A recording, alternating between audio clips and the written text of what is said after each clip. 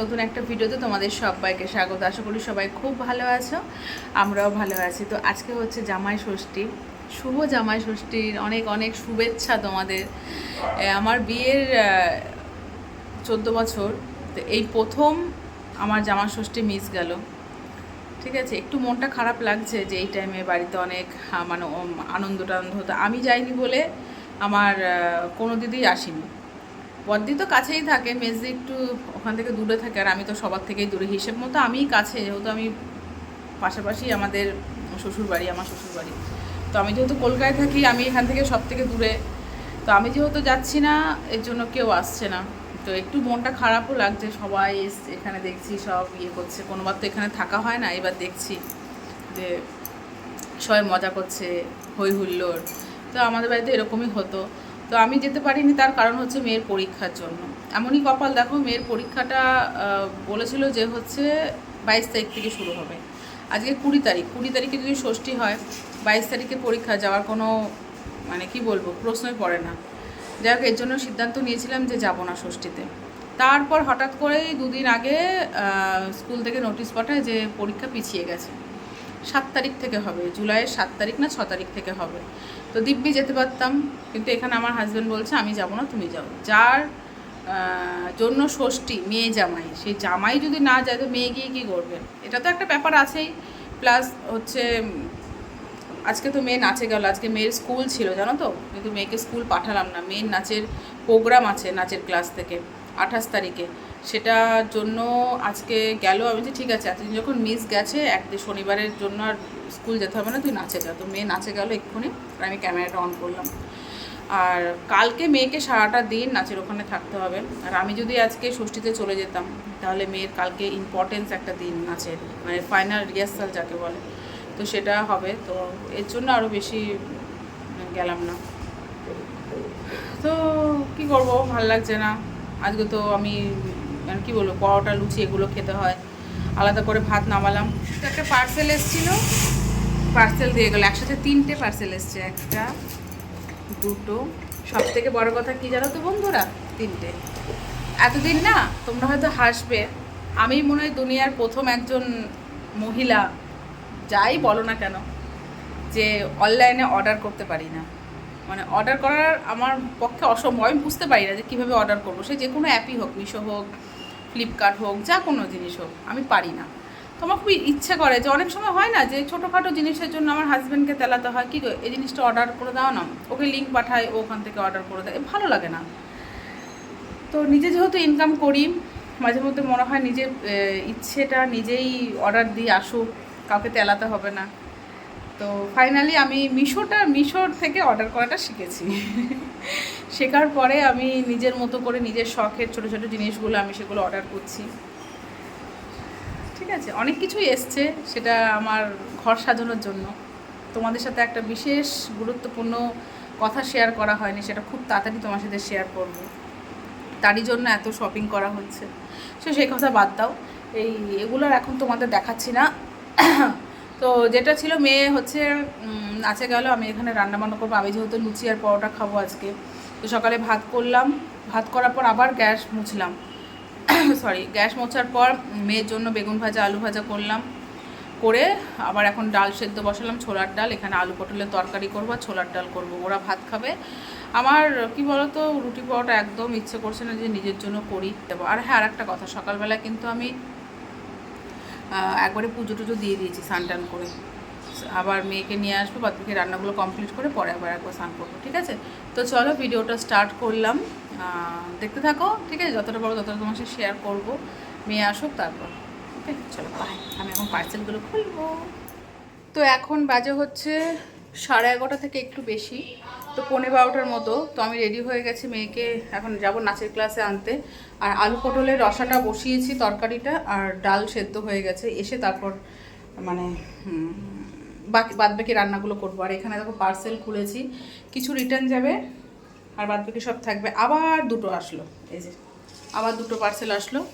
ওকে, তো চলো। এখন বাজে হচ্ছে 1:45 বন্ধুরা। মেয়েকে নিয়ে আসলাম, তখন বাজে হচ্ছে 1:45। মেয়ে আসলো, এসে স্নান টান করলো। আমার ছোনা মাতা এখন গোপালকে দিয়ে দেবে, ঠিক আছে? আমি সকালে তো পুজো দিয়ে দিয়েছি, এখন মাখনকে দেবে। আর এদিকে হ্যাঁ লাঞ্চ। এদিকে বন্ধুরা হঠাৎ করে আবার আমার বড় যা ফোন করেছে যে আমার বড় ভাসুর আসছে, মানে থাকবে না, চলে যাবে, কিন্তু আসছে। যেহেতু ছুটি আছে, ওরাও ষষ্ঠী করতে যায়নি, কিছুদিন আগে ঘুরে আসলো বলে আর যায়নি। তো যেহেতু আসছে, এখন আমি কি রান্না করেছি, ধরো নিরামিষই তো করবো, আজকে নিরামিষ, তাই এর জন্য আর একটু আলু ভাজা করছি। এখানে আলু ভাজাটা হয়ে গেছে, এখানে বাসনগুলো মাজবো। এখানে ছোলার ডাল কাজু কিশমিশ দিয়ে একটু আলু ডুমো ডুমো করে দেবো। আমিও রুটি দিয়ে খাবো, ওরাও ভাত দিয়ে খাবে। ছোলার ডাল করছি, আর এখানে সকালে বেগুন ভাজা করেছিলাম, আলু ভাজা করেছিলাম, আর এখানে একটু মাখা মাখা আলু পটলের তরকারি। ব্যাস, এই রান্না। আর কী রান্না করব বুঝতে পারছি না। তাই দেখো কত বেজে গেছে। আমার রাজকন্যা, আমার রাজকন্যা, আমার রাজকন্যা। এই যে পার্সেলগুলো বন্ধুরা, এখানে পার্সেলগুলো সবই রিটার্ন যাবে। সব আমাদের যে জিনিসগুলো অর্ডার দেবে সব ভাঙা এসছে, জানো? এইটা ভাঙা, ওটা ভাঙা, ওটা ভাঙা, 3টে জিনিসই ভাঙা, আর বাদ বাকি যেগুলো সেগুলো সব ঠিকঠাক আছে। ফোনটা রেখে মাখনের কাছে যাও। মাখন বসে আছে, বলছে দিদি আমাকে খেতে দাও। কি রে, ষষ্ঠী করতে গেছে সবাই, তুই যাসনি? হ্যাঁ মা, তুই যাবি না ষষ্ঠী করতে? ষষ্ঠী কেটে কেটে যাও। 3টে বেজে গেল বন্ধুরা, আর একটু পরেই দাদা চলে আসবে। আমি এখনও গ্যাস ট্যাস কিচ্ছু মুছতে পারিনি। বাসন আছে, বাসনগুলো মাজবো। এখানে হচ্ছে ছোলার ডালটা করলাম আলু দিয়ে, কাজু কিশমিশ দিয়ে একটু ঘন করেই করেছি। আর এখানে আলু পটল, মেয়ে একটু খিদে পেয়েছে বলে আলু পটলের তরকারি খেলো। এখানে আলু ভাজা আছে। আর ওখানে আমি আটা আর ময়দা মিক্স করে, মানে সেদিন পরোটা করেছি তো খেয়াল ছিল না যে অল্প একটু ছিল, তো যে কটা আছে সে কটা এখন মেখে রাখবো, পরে দেখা যাবে রাতে। সকাল থেকে কিচ্ছু খাইনি। আর এখানে সামনে বাড়ির জেঠিমার জামাইরা এসছে, তা মেয়ের জন্য একটু চিকেন দিয়ে গেল। এখানে চিকেনটা আছে, এখানে দই মিষ্টি, একটা মিষ্টি, দুটো মিষ্টি দিয়েছিল, একটা খেয়েছি।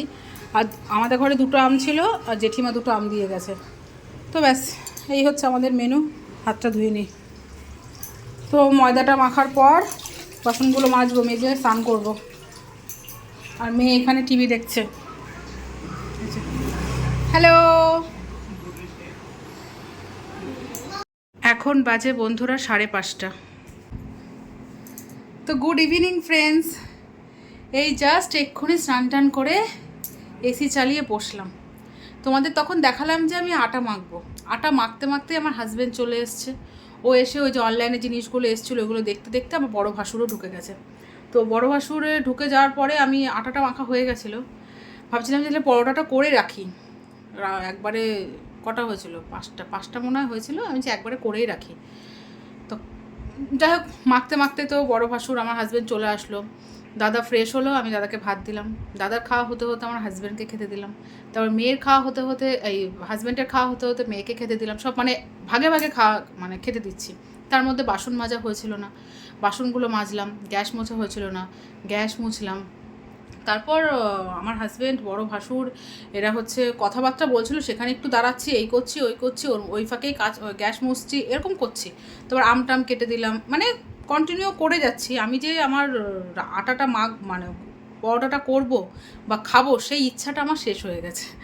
আটা মাখা আছে, আমি এখনও পর্যন্ত কিচ্ছু খাইনি বললে ভুল হবে। আম কেটেছিলাম, আম খেয়েছি। আর বাটি করে একটু ডাল আর আলু পটলের তরকারি, একটু আলু ভাজা, মানে মিক্স করে 1 বাটি ওই সবজি ডাল খেয়েছি। এটাই খেয়েছি। আটা মাখা আছে, থাক। 5টা গুলি হয়েছে, ওই রাতের বেলায় হয়ে যাবে। যা ভাত আছে, মানে ভাত দিয়ে ওই পরোটা দিয়ে ওরা দুজনেও খেয়ে নিতে পারবে, আর আমিও হয়ে যাবে। এর জন্য আমি আর করলাম না, থাক, রাতে একবারে করব। মাখা আছে, থাক, গুলি করা আছে, একবারে করব। তো এখন একটু রেস্ট নিচ্ছি। মেয়ে গেল হিন্দি ক্লাসে, দাদাও বেরিয়ে গেল, হাজব্যান্ডও অফিসে গেল। তো আমি এখন ফ্রি। কত জামাকাপড়গুলো কেচে দিলাম টুকটাক। মেয়ের অনেক কটা জামাকাপড় জমা হয়ে গেছিলো, সেগুলো কেচে মেলে দিলাম। ঠাকুর পুজোর বাসন টাসন সব ধুয়ে রাখলাম। এখন একটু রেস্ট নেব। রেস্ট বলতে কি, একটু ভিডিও এডিট করা হয়নি। এডিট করতে করতে যেটুকু রেস্ট, তারপর সন্ধ্যে পুজো দেবো, মেয়ে চলে আসবে, ঠিক আছে? তো চলো বন্ধুরা, ষষ্ঠী আমার এরমভাবেই কেটে গেল এই বছরে। তো মেয়ে আসুক, তারপর আবার ক্যামেরাটা অন করবো, ঠিক আছে? এখন বাজে 9:30।